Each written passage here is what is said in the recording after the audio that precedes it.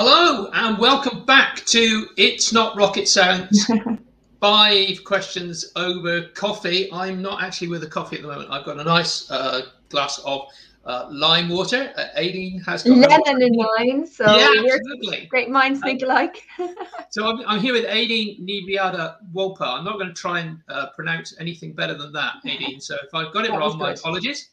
But Aideen is well, what can I say about Aideen? She's an intuitive coach and singing coach, and I'm really looking forward to this particular discussion because I think Aideen has got such a great personality and such a lot of stuff to say on this. I think it's going to be really great. So you're an indeed mentor singer, and I'm hoping we're going to get into how she unlocks mental and emotional blocks to being seen and heard so that you can speak up, which I think is really a great thing for people who are running businesses to know about. So Aideen, welcome to It's Not Rocket Science, 5 questions over coffee. Thanks very much for being here. It's an absolute pleasure, and thank you for having me. And hello to everyone watching. Brilliant. So let's start with the sort of person that you try to help. What's the person you're trying to reach, and how do you sort of what are the problems they've got that you're helping them to overcome? Well, I think we've all been there, but the people that I help generally are a bit frustrated, right? Because they have something that they want to do with their lives, but they feel that they're being blocked in some way. So what happened for me was someone asked me, Aideen, what's your dream? And I said, well, I want to be a singer, but I can't do that. So basically I shut myself down. And the reasons were many, but mainly because my dad felt that, a career in teaching or marketing would be far more suitable, and gave me some advice, that, money, music, they don't kind of go together. So I had this block myself. So I understand when people come to me that they have this kind of wish to do something with their voice, whether that is to work in their business or whether it's to sing, and because I do a bit of both. And if they can unlock that part of themselves that's holding themselves back, then they can actually start to step into the spotlight or put their business into the spotlight so they can help more people. Do you know, Aideen, it's so often that I look back and I hear this from some clients of mine. We're trying to please our parents, and our parents have somehow managed to stop us doing something that they're trying their best to protect us from doing, and yet at the same time they've managed to protect us from doing it in such a way that it's really ruined us. So it's not unusual to hear somebody turn around and say, my dad tried to help me but somehow messed me up. Yes. And I know as a parent, I do my level best not to completely mess up.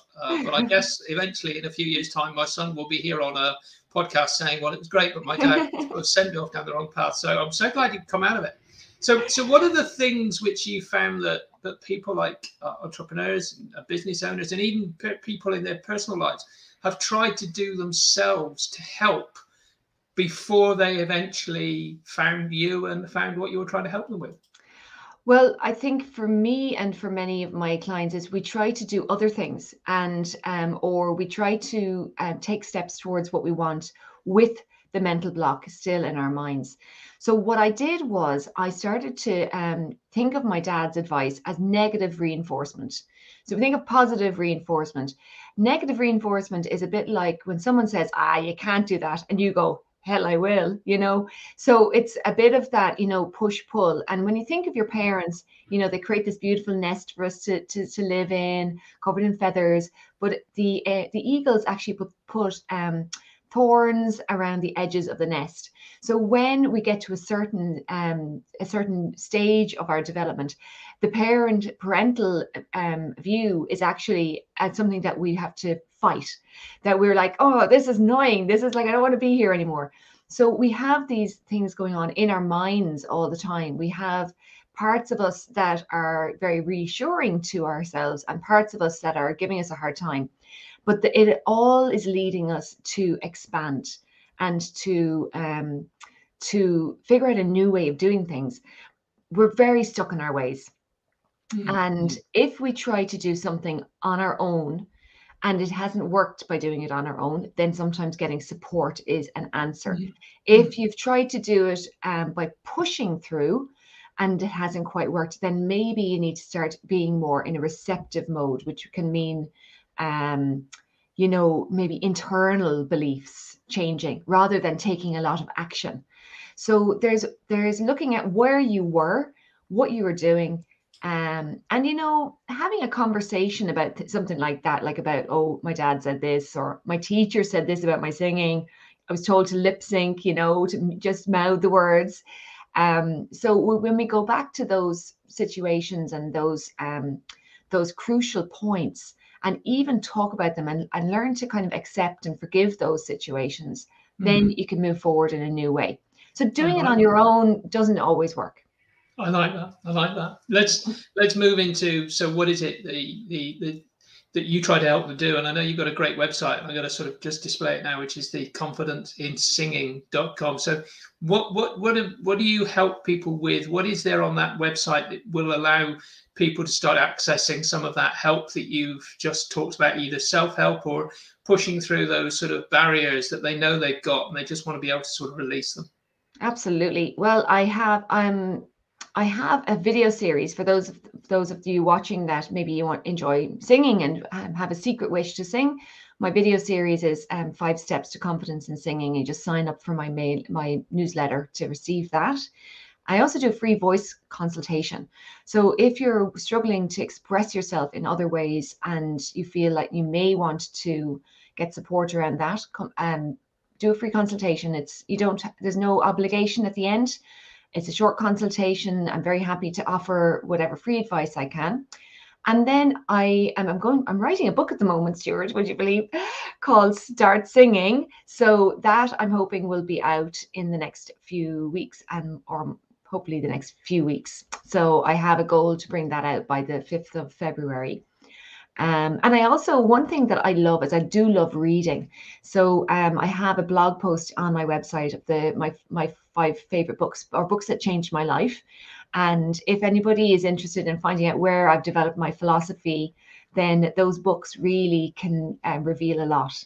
Do you know something? I was just, as you were saying that, I think that consultation you mentioned, for people that, they have to stand up and speak about their business. They have to stand up and just talk about what they do. It's a difficult thing for a lot of business owners to do. It's sort of the one thing you hear, isn't it, that many people sort of would prefer when it comes to the public eulogy or whatever at a funeral. They'd almost be more fearful of that than their own being in the box at the front of the church. So just having a consultation to enable them to get some tips on how to release the voice so that they're not afraid of speaking, so they're not actually caught by that fear that they're not going to sound strange. It would be a great way to sort of just start the process of being able to talk more confidently about what they do and down the business growth path. Absolutely, because really we need to remember that we're here to serve others. And if they don't know about what you do or don't understand what you do and how you do it, you're letting a lot of people who could use your help down.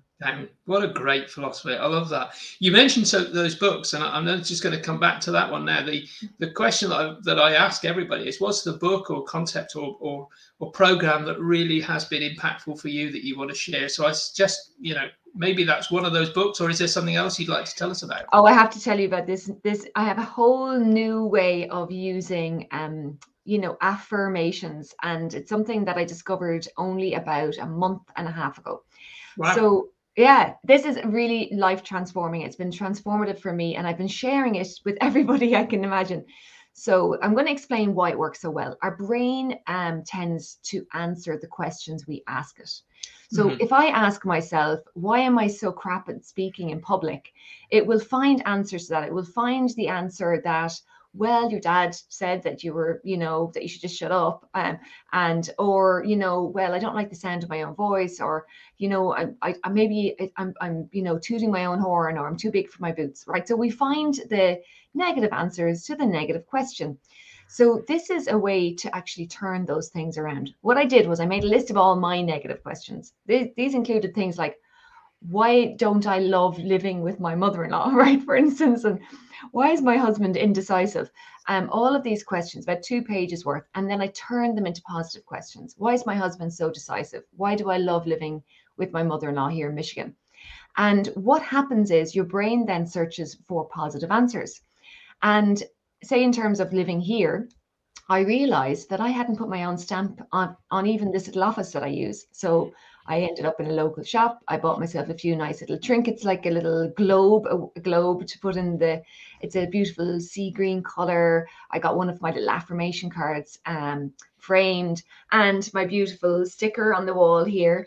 So you become resourceful when you ask positive questions. So why is it becoming easier to use my voice? Why is my voice worthy of being heard? Why is my message important for my clients? Why is my confidence growing bit by bit? So any negative questions you've been saying to yourself, like, why would I be terrified to go on a podcast? Switch it around to, why would it be comfortable for me to go on a podcast? And you'll find that certain interviewers might be someone that you would be comfortable, or maybe you'd be more comfortable on an audio podcast and not a video. So we become resourceful. These are called affirmations. And the person who told me about it is a woman called Denise Duffield Thomas, who's Australian.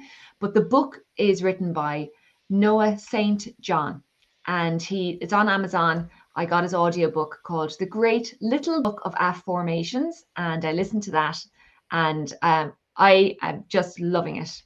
Brilliant. I love that. Well, that's one to stick on the list to go and get immediately after this. Yeah. Aideen, I'm aware that we're taking up valuable time, and I know you've got a singing lesson to go to pretty soon, haven't you? Yes. So, yes, I'm actually going to teach my mantra class. So I teach mantras like and Om Mani Padme Hum, some of the spiritual side of things. So I have a class, 2 classes a week that I teach like that, and I have one coming up. Brilliant. Well, we're going to let you go to that, but not without first posing to you the question that I should have asked you, which I've managed to sort of get out of asking. This is the way where I only have to do thinking for 4 questions, and I make you do the question for the 5th. So what is the question that I should have asked? And then please answer the question so that we don't end up in a situation where we're all wondering what you would have said. I think the question you could have asked is, does singing improve confidence?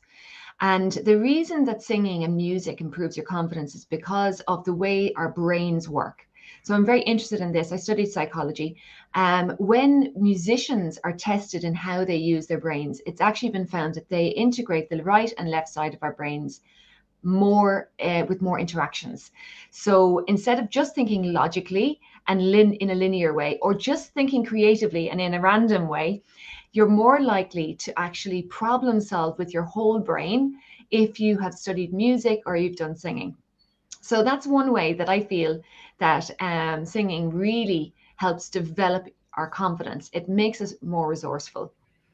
Brilliant. I love it. Well, with that, I'm going to get immediately into my singing mode, and I won't actually subject you to it now. Although I do actually sing. But you know, I would love to do a little singing exercise with everybody. Do you want to do that now? Yeah, why not? Go ahead. We all have to use our voices during the day, and we generally wake up pretty croaky, as I did this morning. So humming is my favorite singing exercise because anybody can access it, and you can hum along with any song. So try this. Mm-mm. Mm-mm. Mm-mm. So it's like exploring the higher notes. Mm-mm. Mm-hmm. Good. And wherever you get to is perfect. And then down the way.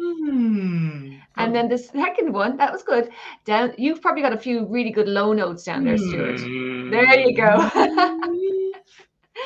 And then the second one is meow sounds. Meow sounds help move the larynx so that you can access high notes. So it's just like a scrawny little kitten. Meow. Meow.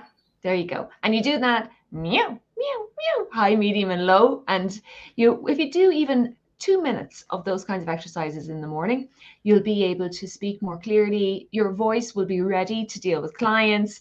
If you're speaking in public, it'll help you to get your voice working. Oh, Aideen, what a wonderful tip. I think that's the first time on this podcast anybody has forced me to do meow sounds. So we'll be doing it on a regular basis. Listen, Aideen, this has been a really fascinating discussion. And thank you so much for spending some time with us. I'm just going to remind everybody, if you would like to get onto the mailing list so that you hear about when people like Aideen are going to come on and force you to do singing and speaking exercises in order to improve your voice, get onto our mailing list by going to https://tca.fyi/subscribe. That's tca.fyi/subscribe. Aideen, thank you so much for spending a few minutes with us. Really appreciate you putting some time aside to do this in your room with you're now much more comfortable in it because you've got your colours around you. Really appreciate this. And thank you so much for spending some time. Really appreciate it. And thank you very much for watching us. John Connolly says hello. Thank you very much. Me, John. Thanks, John. Bye, guys. Bye-bye. Hang on.